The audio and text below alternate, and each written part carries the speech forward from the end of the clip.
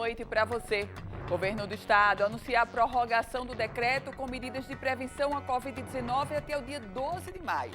O decreto atual, que ainda está em vigor, tem validade até amanhã, a sexta-feira. O novo texto prevê mudanças no toque de recolher e flexibiliza o funcionamento de bares e restaurantes aos domingos. O estado do Potiguar deve receber amanhã mais uma remessa de vacinas contra a Covid-19. Serão 51.400 doses, a maioria de Oxford AstraZeneca. E você vai ver também. A Prefeitura de Mossoró começou a vacinação contra a Covid no primeiro grupo das comorbidades. Os renais crônicos que fazem tratamento de hemodiálise começaram a ser imunizados. E o mês de maio terá a conta de energia mais cara com a bandeira vermelha.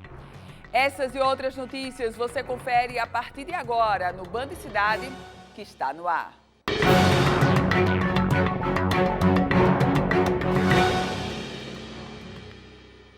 O governo do estado anunciou hoje a prorrogação do decreto com medidas de prevenção à Covid-19 até o dia 12 de maio.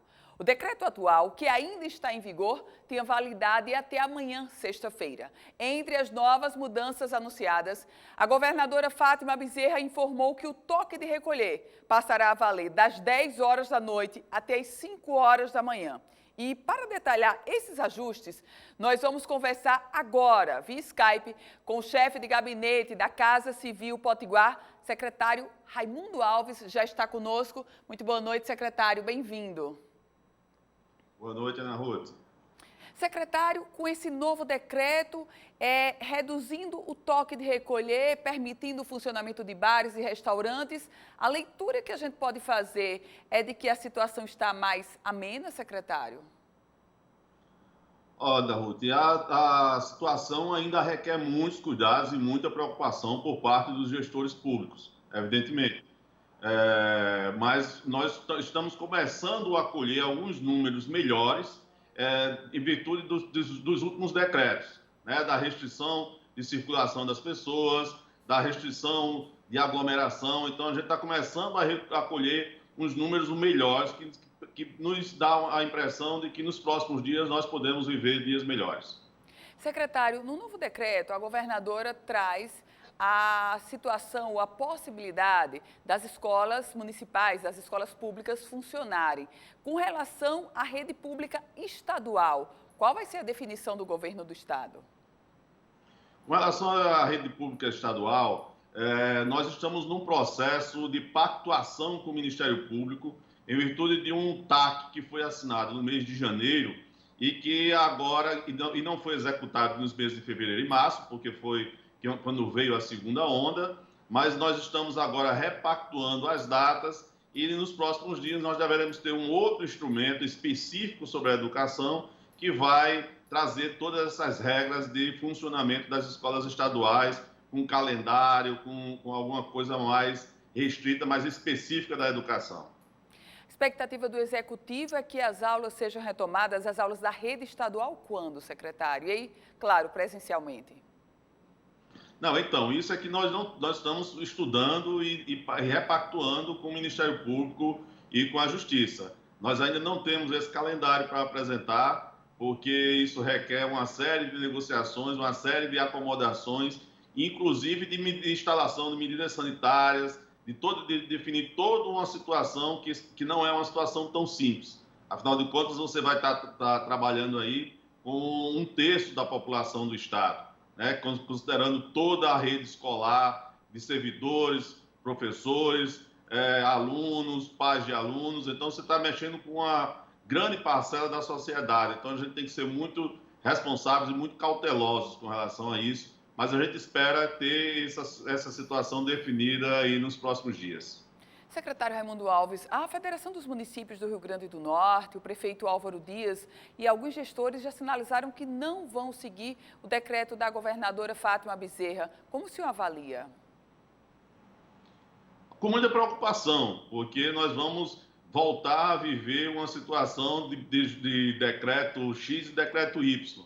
Então, isso é uma preocupação que a gente tem, mas a gente já tem uma definição do Supremo Tribunal Federal, inclusive, que o decreto que valerá será o mais restritivo.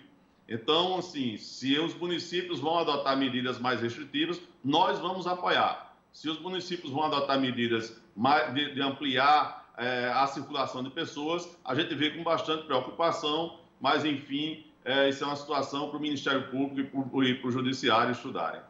Secretário, me chamou muita atenção o trecho do decreto que permite as pessoas irem, por exemplo, aos domingos frequentarem bares e restaurantes, mas no domingo vai ter toque de recolher. Como é que vai funcionar? Digamos, eu saio de casa e sou parada e digo não vou a um restaurante e aí a fiscalização libera. Como é que vai funcionar na prática, secretário?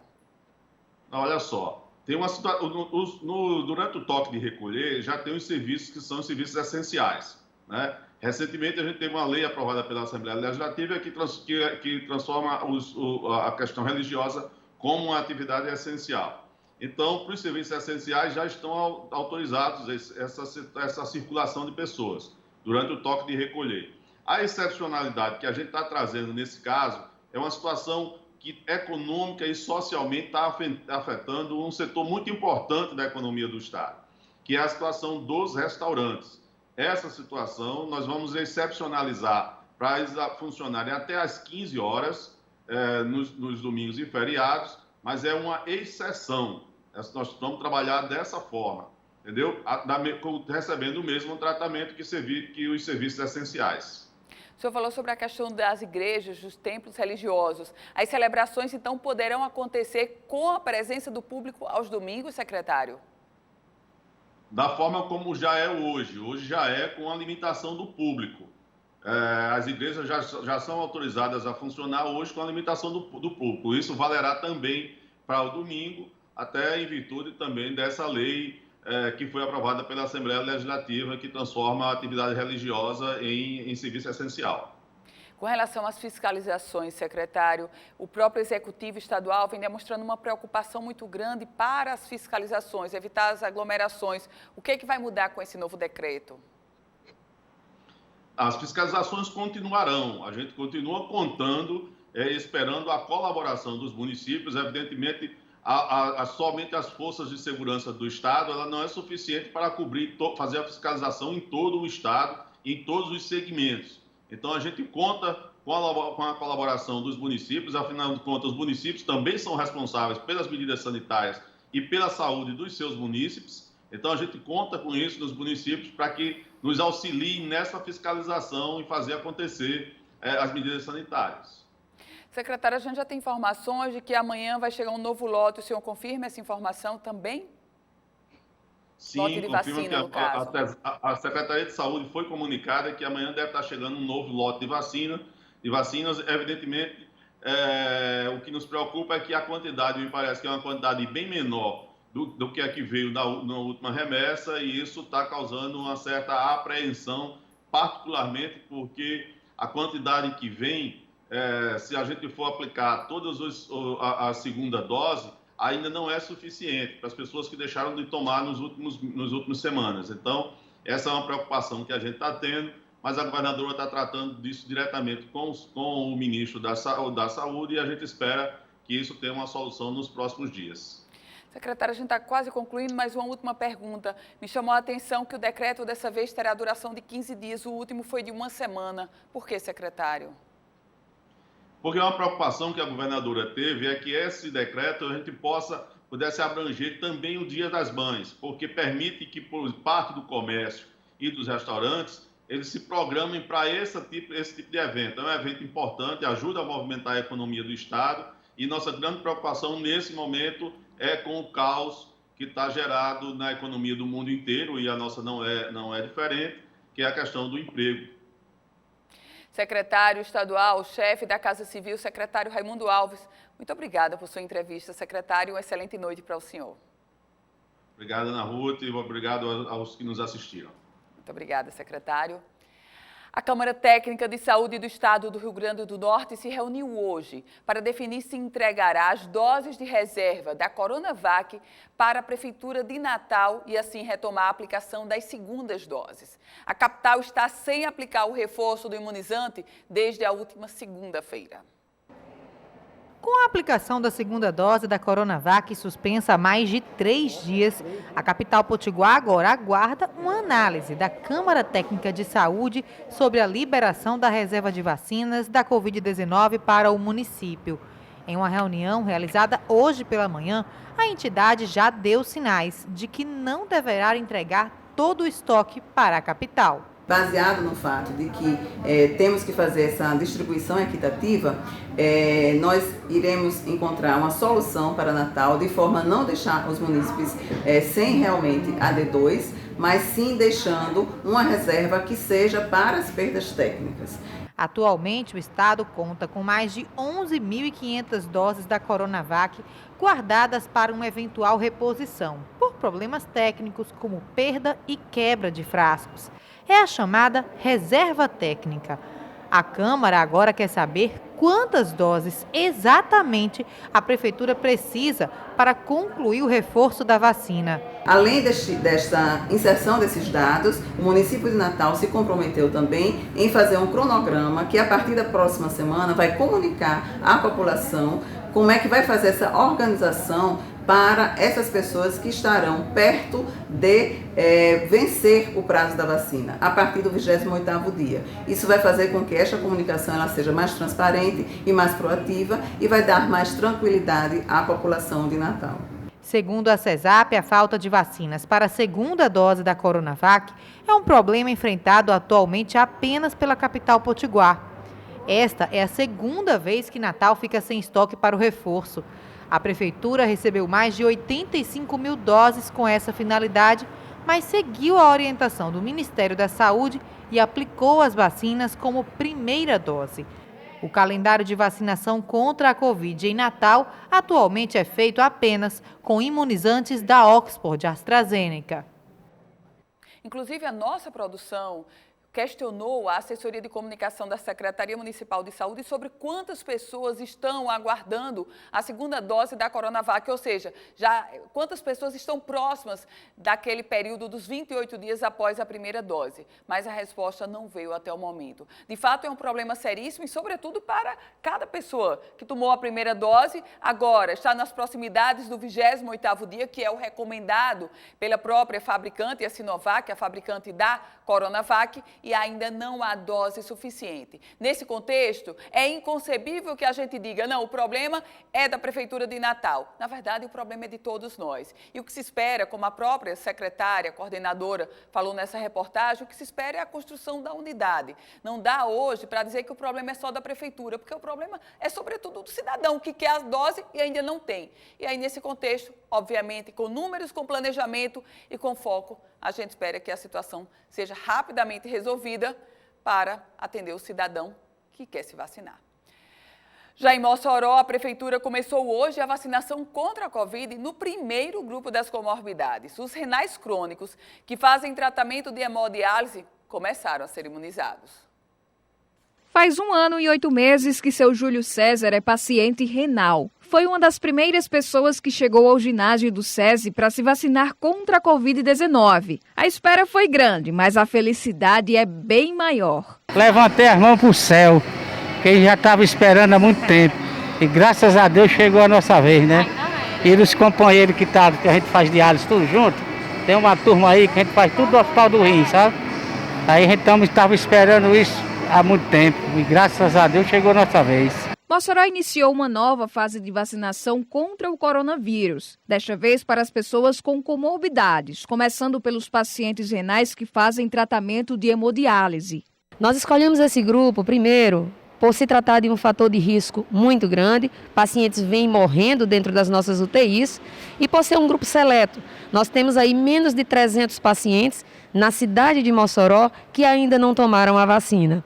E nós temos a lista desses pacientes. Como nós não podemos comprometer segunda dose de vacina, nós vamos vaciná-los hoje de forma ordeira, tudo preparado para que a gente possa recebê-los aqui no ginásio do SESI. Para esta fase, a Prefeitura de Mossoró conta com a parceria do SESI, da Federação das Indústrias do Rio Grande do Norte, a Fierne. O ginásio do SESI vai ficar aberto de segunda a sábado, das 8 horas da manhã às 4 da tarde, sem intervalo para almoço. Por aqui são 38 pessoas trabalhando na logística de vacinação. Nós começamos a conversa com o município há 15 dias atrás, né?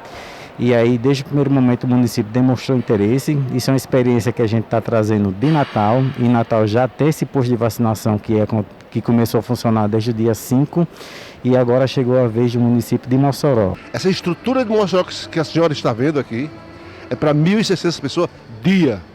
E é uma estrutura muito bem montada. Esse ginásio é um ginásio gigantesco e vai estar à disposição do município de Mossoró, do prefeito Alisson e da sociedade, todos nós. São quase 300 pacientes vindos do Centro de Diálise de Mossoró e do Hospital do Rim. Vale lembrar que a vacinação para os idosos continua nas unidades básicas de saúde. A secretária Morgana Dantas ainda falou sobre as próximas etapas. Nós aguardamos aí o envio de doses e, dependendo do número de doses, nós abriremos para faixas etárias e para todas as comorbidades que estão no protocolo do Ministério da Saúde.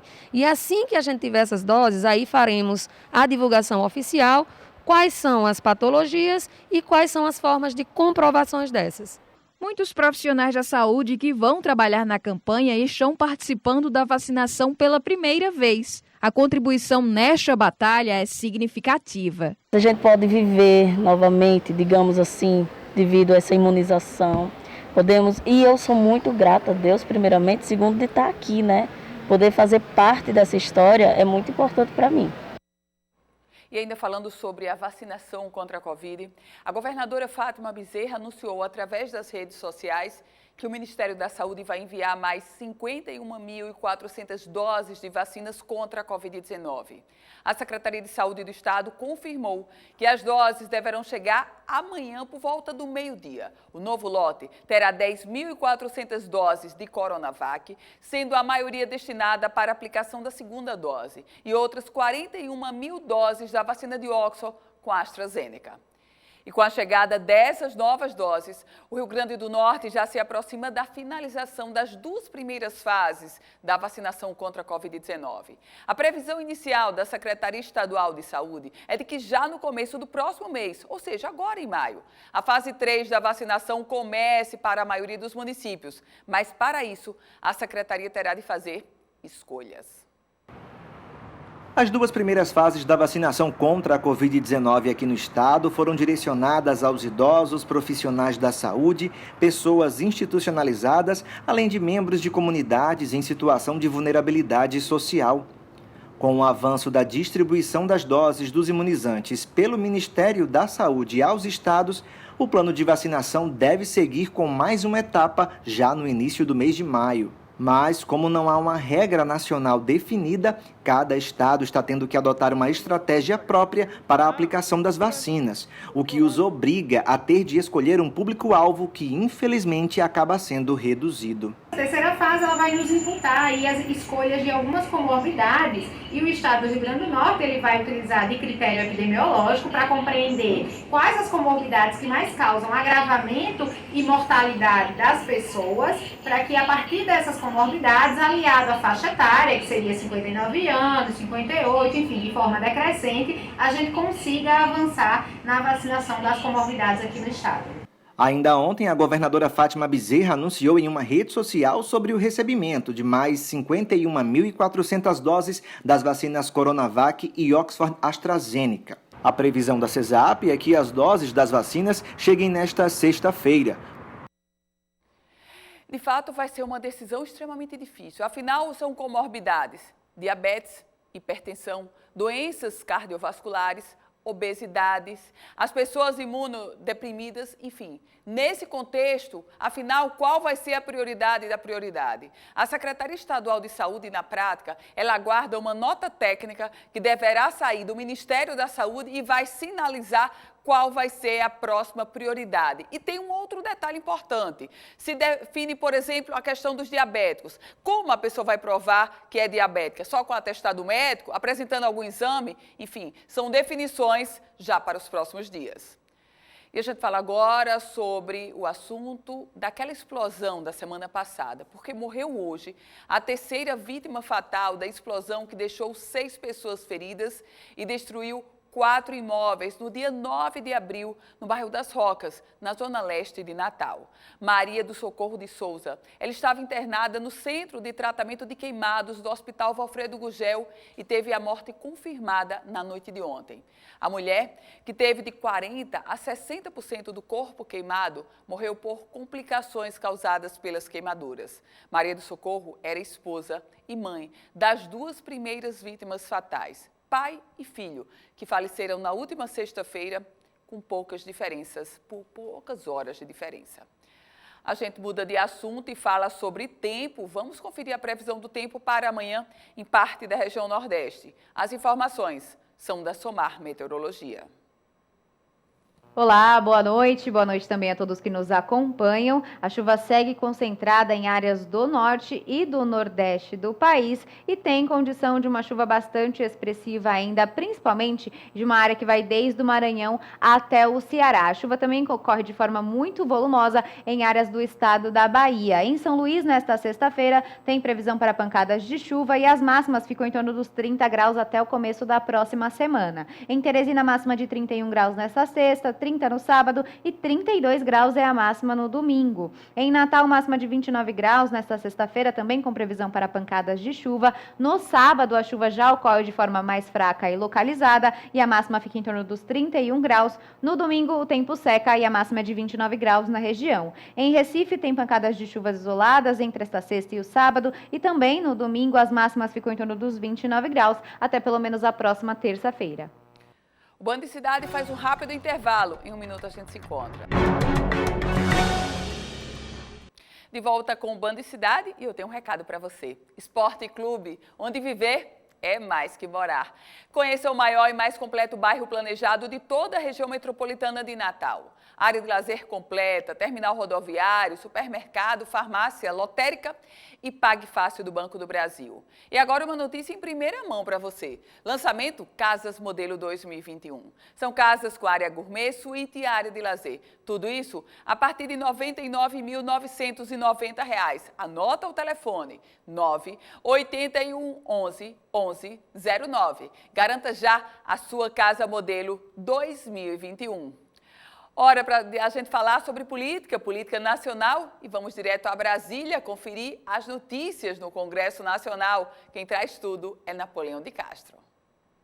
Amigos do Band Cidade, a gente volta de Brasília, Palácio do Planalto, para as informações e um balanço de notícias do que de mais importante aconteceu no dia de hoje aqui na capital brasileira. Nesta quinta-feira foi anunciado pelo presidente do Congresso Nacional, senador Rodrigo Pacheco, que o início dos trabalhos da Comissão Parlamentar de Inquérito, a CPI da pandemia, começam na próxima terça-feira.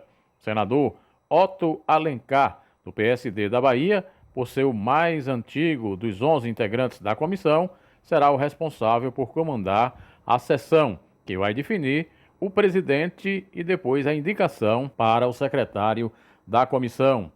A Comissão Parlamentar de Inquérito terá 90 dias para o seu trabalho.